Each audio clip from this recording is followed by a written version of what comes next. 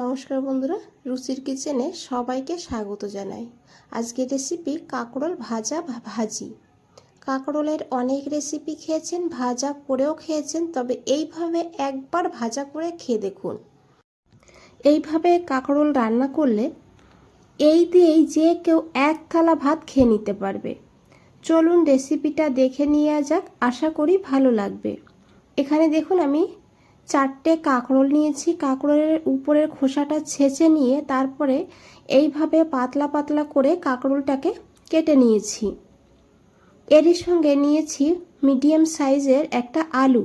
আলুটাকেও কাঁকরোলের মতন করে দেখুন কেটেছি। আলুটাকে খুব ভালো করে ধুয়ে নিয়েছি। এদিকে একটা কড়াই বসিয়ে দিয়েছি। কড়াইতে দিয়েছি 2 চামচ তেল। আমি রান্নাটা সর্ষের তেলে করেছি, তবে সাদা তেলেও করা যাবে। দিয়ে দিয়েছি এখানে অল্প করে একটু লবণ।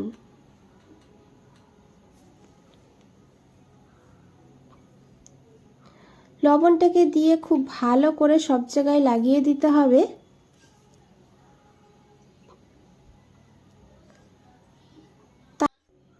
এখন এখানে দিয়েছি অল্প করে হলুদের গুঁড়ো। হলুদটা যদি আগে দিতাম তাহলে কিন্তু হলুদটা পুড়ে যেত, কালারটা নষ্ট হয়ে যেত।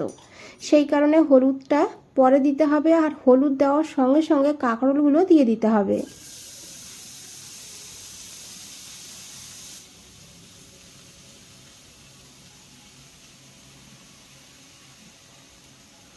কাঁকরোলটাকে এখন খুব ভালো করে ভেজে নেব। গ্যাসের ফ্লেমটা মিডিয়াম টু হাইতে রেখে কাঁকরোলটাকে ভালো করে ভেজে নেব। তবে ঢাকা দেব না, ঢাকা ছাড়াই এইভাবে 3-4 মিনিট ভাজবো। কাঁকরোল কিন্তু ভাজতে খুব বেশি সময় লাগে না, সেই কারণে ঢাকা দেওয়ার দরকার নেই।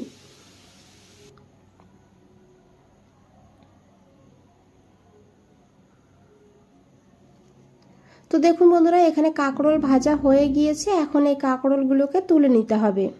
এখানে কাঁকরোলটাকে আমি নামিয়ে রেখে দিয়েছি, আর এই কড়াইতে আরও 2 চামচ তেল দিয়েছি। তেলটাকে খুব ভালো করে গরম করে নিতে হবে। তারপরে এখানে অল্প করে একটু গোটা জিরে দিতে হবে। জিরেটাকে একটু ভেজে নিতে হবে। তারপরে এখানে দিতে হবে একটা শুকনো লঙ্কা।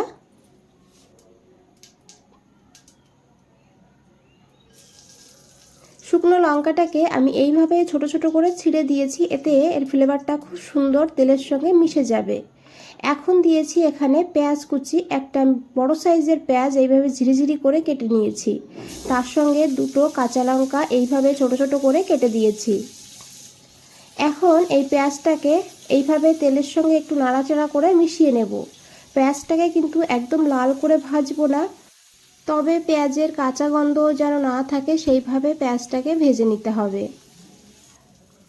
এখানে পেঁয়াজ ভাজা হয়ে গিয়েছে। এখন এখানে আমি কেটে রাখা আলুগুলো দিয়ে দিয়েছি।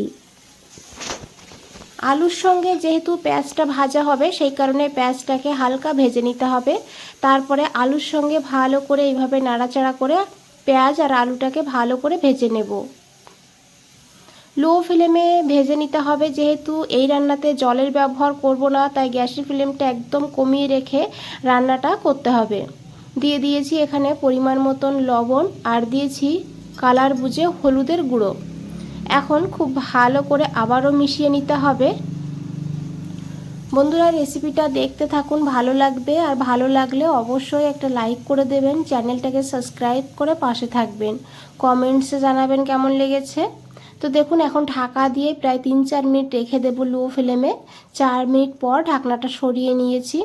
এখন একবার খুব ভালো করে মিশিয়ে নিতে হবে। আর এখানে বন্ধুরা দেখে বুঝতেই পেরেছেন আলু পেঁয়াজ ভালোভাবে ভাজা হয়ে গিয়েছে।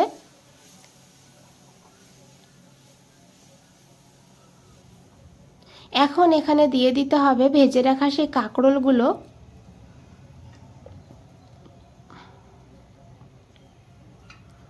এইভাবে রান্না করে খেয়ে দেখবেন। যদি রান্না করে না থাকেন তাহলে বুঝতে পারবেন এতটা সুস্বাদু হয়। আর এইভাবে রান্না করলে বারবার কিন্তু এইভাবেই রান্না করতে হবে, খুবই টেস্টি হয় খেতে।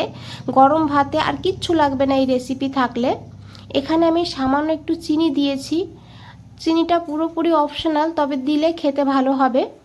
তারপরে দিয়েছি এখানে অল্প করে 1 চামচ মতন পোস্তটা অবশ্যই দেওয়ার চেষ্টা করবেন। এই পোস্ত দেওয়ার কারণে এই কাঁকরোল ভাজার স্বাদটা কিন্তু দ্বিগুণ হয়ে যাবে। এখন খুব ভালো করে মিশিয়ে নেব। আর পোস্তটা কিন্তু এই সময় দিতে হবে, কারণ পোস্তটাও কিন্তু একটু ভাজা ভাজা হবে, তবেই পোস্তর স্বাদটা বেরিয়ে আসবে।